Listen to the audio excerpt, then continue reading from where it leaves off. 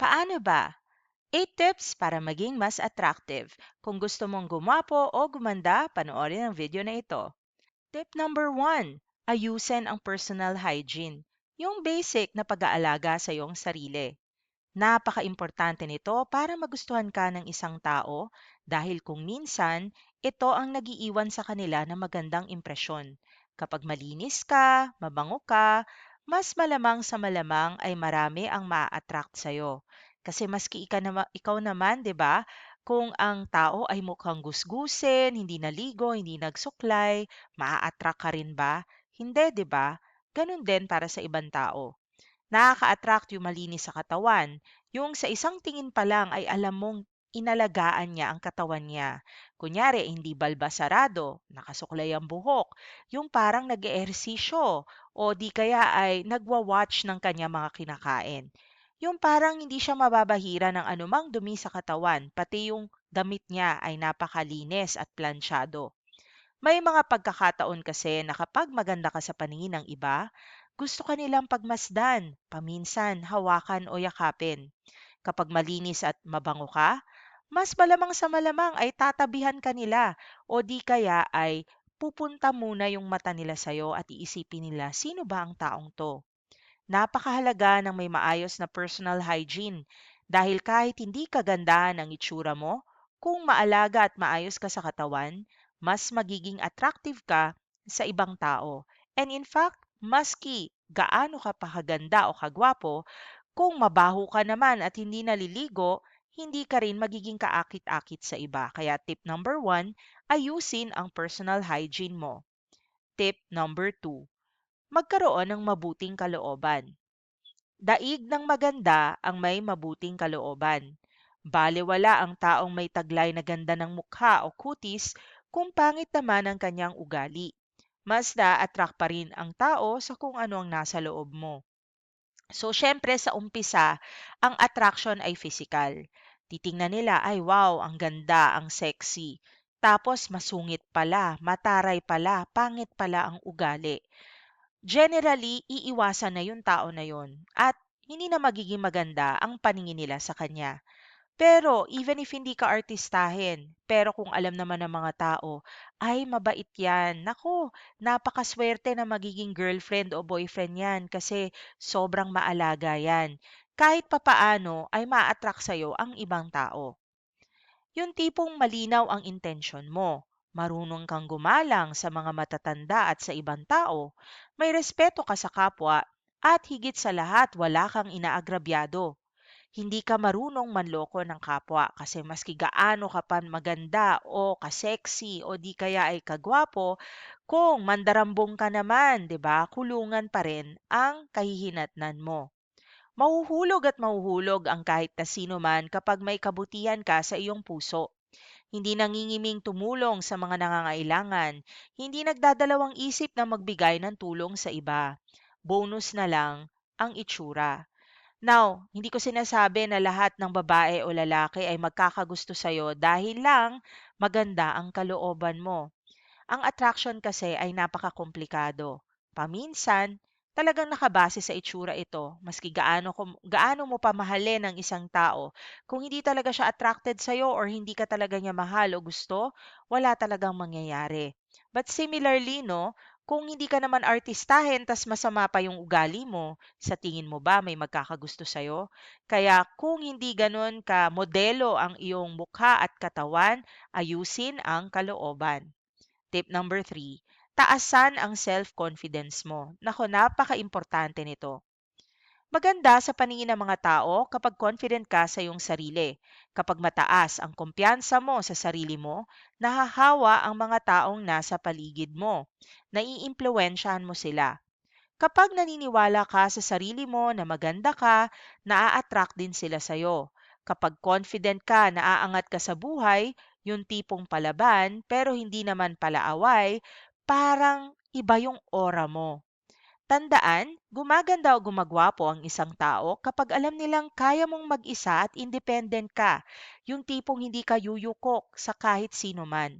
Bumibilib sila sa'yo kapag alam nilang malaki ang tiwala mo sa sarili mo. Kaya mong dalhin ang sarili mo kahit saan ka man magpunta.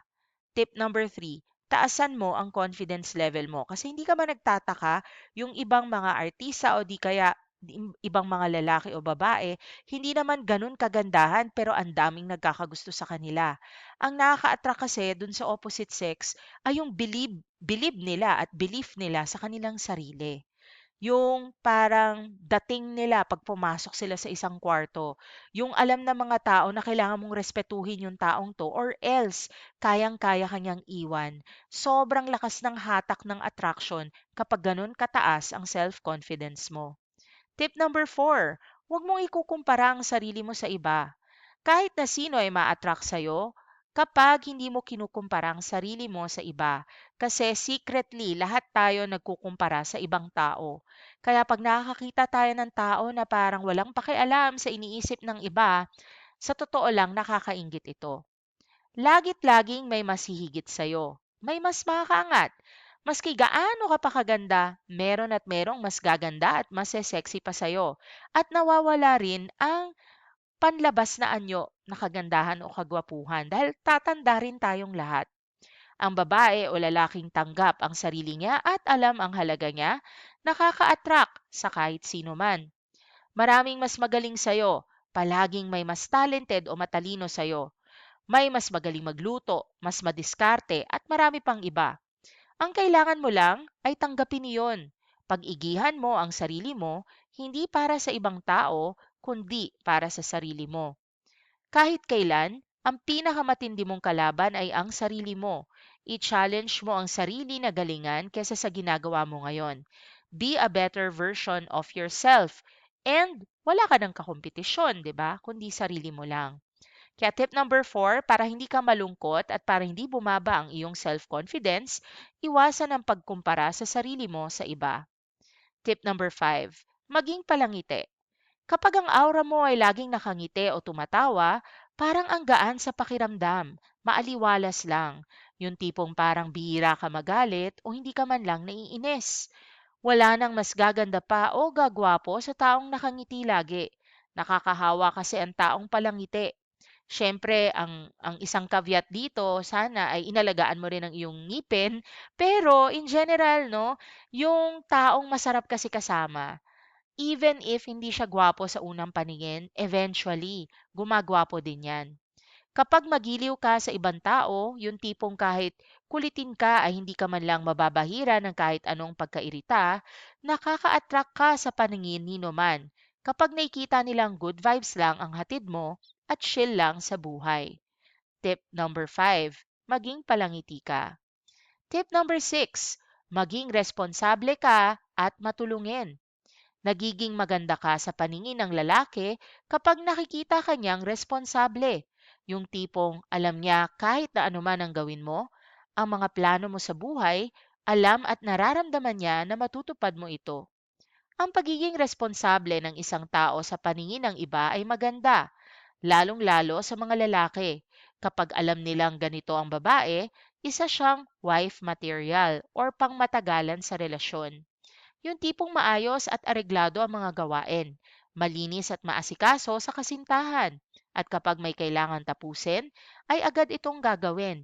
Yung tipong partner na kayang sandalan. Babae ka man o lalaki, ang hinahanap talaga ng isang tao ay ang makakatuwang niya sa buhay. Kaya kailangan feeling niya na responsable ka din at kaya kanyang maasahan. Ang pagiging matulungin din ay nakakaganda sa paningin ng iba. Isang popular na halimbawa rito ay sa kabataan. Hindi ka nangingiming tumulong kapag may nanghihingi ng tulong at kung minsan ay nagvo-volunteer ka pa. Tip number 6, maging responsable at matulungin. Tip number 7, maging mapagpakumbaba. Isang paraan din para maging attractive ka sa iba ay hindi yung masyadong mayabang, hindi mahangin. Tamang may bilib ka sa iyong sarili, pero dapat ay meron pa rin kaonting pagpapakumbaba. Na kahit purihin ka ng purihin ng iba, hindi lumalaki ang ulo mo. Lagi kang nakaapak yung paa mo sa sahig. Na kahit sabihan ka man ng mga papuri at magagandang salita, ay medyo nahihiya ka pa dahil dito o di kaya ay tinatanggap mo with a polite thank you. Isang halimbawa ng pagpapakumbaba ang pagpapasalamat ng may ngiti at paggalang, yung tipong hindi mo binabalewala o iniisnab ang mga compliment ng mga taong nakapaligid sa'yo.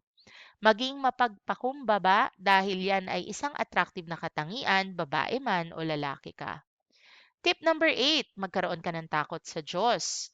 Wala nang mas attractive sa taong marunong matakot sa Diyos. Kapag taglay mo ang katangiang ito, lalo lamang silang ma-attract sa'yo. Senyales rin kasi ito na kinokonsidera at maingat ka sa bawat gagawin mo sa buhay. Lagi mo munang ikinokonsulta o hinihingi ang opinyon ni Lord sa tuwing gumagawa ka ng hakbang sa isang bagay. Nangangahulugan rin kasi ito na hindi ka rin sanay gumawa ng masama. Yung mabait ka lang na sa bawat gagawin mo, kung magloko ka man, alam mong nakatunghay ang Diyos sa'yo. Kapag faithful ang isang tao, nakaka-attract ito. It is rare to find people who are faithful nowadays, kaya mas maganda o mas mainam magkaroon ka ng takot sa Diyos. Sana ay nakatulong ang 8 tips na ito. For topic requests and shoutout requests, please like this video, subscribe, and leave a comment down below. Kung kailangan nyo naman ng one-on-one coaching, maaari rin po kayong mag-book ng consultation session with me sa pamamagitan ng link sa ating video description. Maraming salamat sa pagnood and hope to see you in future Tagalog how-to videos from the Paano Ba channel.